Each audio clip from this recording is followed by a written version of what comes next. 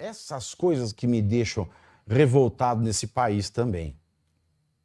O candidato tem teto de gasto. Agora, quem está administrando a vida do país não tem teto. Enfim, tirando essa discussão, se você é candidato a presidente, você pode gastar até, vamos falar, números hipotéticos só para vocês fixarem bem. O candidato a presidente pode gastar 1.000, o candidato ao Senado pode gastar 100, o candidato a deputado federal pode gastar 10. O que aconteceu com o Sérgio Moro? Todo mundo sabe que no Brasil, este país de uma hipocrisia desgraçada, existe o período da campanha. Ninguém pode falar que é candidato antes da campanha, porque senão é campanha antecipada e a pessoa não pode mais concorrer, ou se concorrer e ganhar, ela perde o mandato. Aí é o famoso abuso de hipocrisia. Aí o que acontece? O que acontece é que na prática, como tudo se ajeita, né, como tudo se acomoda, criou-se a expressão pré-campanha para que as pessoas possam se apresentar como pré-candidato, que a lei não permite que você diga que é candidato. Mas a lei também não permite que o Mercadante seja presidente do BNDES, foi. E ainda é. E está repetindo os erros do passado. A lei manda tanta coisa. Mas a questão é a seguinte. A questão é a seguinte. Você não tem o poder, eu não tenho o poder. Eles têm. Nós, cidadãos comuns, somos tratados igual merda. E quando a gente vê um cidadão tratado igual merda, se a gente fica revoltado, a gente merece ser preso, porque a gente extrapola os limites da boa educação, os limites da cortesia. Então a gente não pode ficar revoltado, sendo humilhado, sendo abusado. A gente não pode ficar enraivecido, a gente tem que ver aquela situação em que o povo é humilhado e fazer crítica igual festa de rico. Festa de rico? Diálogo em festa de rico.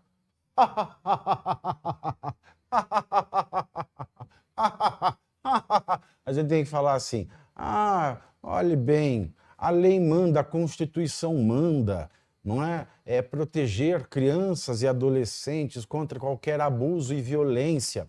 Mas nós temos aqui um caso em que a criança, ela não foi tratada como uma criança porque ela não era nenhuma jejuna no sexo. A gente não pode ficar revoltado. Por mais que isso seja revoltante, por mais que você ache a infância sagrada, você não pode ficar revoltado. A gente tem que ver os nossos negócios, as nossas empresas serem severamente executadas pela Receita Federal. Nós passamos anos de pandemia, 2 anos quase de pandemia, e uma instabilidade danada na economia. Então, muita empresa deixou de faturar o que faturava, não quis mandar a gente embora, ou ficou com alguma dívida, mas sem dó e nem piedade, a Receita vai lá e cobra. E não emite certidões, você não consegue fazer licitação, você não consegue fazer os seus negócios, porque tem alguns clientes que exigem determinadas certidões para que você mostre que você está numa situação de absoluta adimplência com a Receita, ou até mesmo com a Prefeitura, porque a Prefeitura, ela cobra o IPTU para quê? Ela cobra o IPTU, Imposto Predial e Territorial Urbano, para que você tenha uma rua asfaltada, para que você tenha serviços essenciais, como água, iluminação, esgoto. Você paga o IPTU para que você tenha uma calçada, para que você tenha serviços de poda de árvore. Você paga o IPTU para você desenvolver a tua atividade sem se preocupar com aquilo que cerca a tua propriedade ou o imóvel no qual seja alugado, seja porque você é dono, você exerce a tua atividade. Mas o que a gente vê no Brasil, é o número de barracas cada vez mais aumentando, você não consegue uma poda, cai uma chuva, cai a árvore em cima do teu imóvel, caiu a árvore em cima do teu imóvel, a prefeitura não vai pagar, você vai ter que pagar tudo do teu bolso, senão você fica sem trabalhar. Você vê cada vez mais asfalto ruim, você vê calçada ruim, você vê a iluminação. É uma merda, poste que apaga à noite, é insegurança, cada vez mais, no caso aqui de São Paulo é uma cidade insegura. Você sai na rua, você não pode sentar numa calçada, como podia fazer 10 anos atrás, por exemplo. Eu quero citar aqui o exemplo da rua Oscar Freire, nos Jardins, aqui em São Paulo, que já foi tida como a rua mais chique do Brasil. Se vocês vissem o que eu vejo, que é um processo nos últimos 20 anos de 25 de marcização da rua Oscar Freire, que era uma rua chique, você sentava num café sábado à tarde, era disputado, você olhava para um lado tinha uma loja da Cartier, para outro tinha uma Louis Vuitton, para o outro tinha um Ferragamo, para o outro tinha uma loja da Bulgari, tinha uma loja da Dior, as grandes grifes disputavam a tapa, os locais de comércio ali, porque foi uma Quinta Avenida, né, a Rodeo Drive lá de Los Angeles. Hoje, você não vê grife nenhuma e se você senta na rua, o que você mais vê é gente te pedindo dinheiro e o que é pior, criança pedindo dinheiro no Pix ou na maquininha do cartão, sendo que a exploração de criança para essa finalidade no Brasil é crime.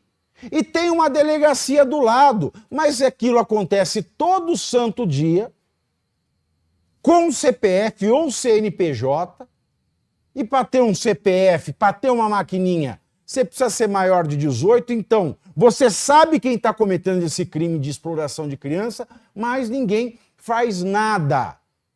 Então, fica tudo uma zorra e você tem que pagar o IPTU, não conseguiu. Para que o governo vá em cima dos setores que produzem no Brasil, a lei ela é severíssima.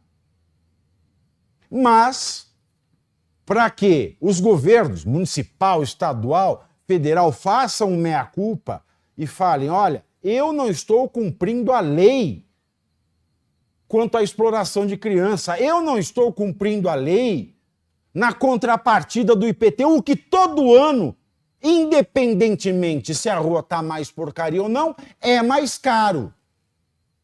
O governo não faz uma meia-culpa de absolutamente nada. Se ele pode colocar um presidente no BNDES ou não pode. Não. Os governos, eles infringem a lei. E eu citei os 3 exemplos aqui. Federal, o caso do presidente do BNDES. Estadual, o caso da exploração infantil, que pedem Pix, passam a esmola ou vendem paninho na maquininha, porque isso é um caso de segurança pública é governo do Estado, ou municipal, cada ano a cidade está pior e o IPTU está mais caro. Mas os poderes, então você tem que ser um poder da República, seja do Executivo ou do Judiciário, aí tudo bem. Ah, não cumpriu a lei, vá bem, você vai recebendo todo mês. Agora, se você não é amiguinho do poder, você tem que cumprir a lei à risca. Como tem que cumprir a lei à risca todo mundo que não tem muito amigo na política, em especial no legislativo.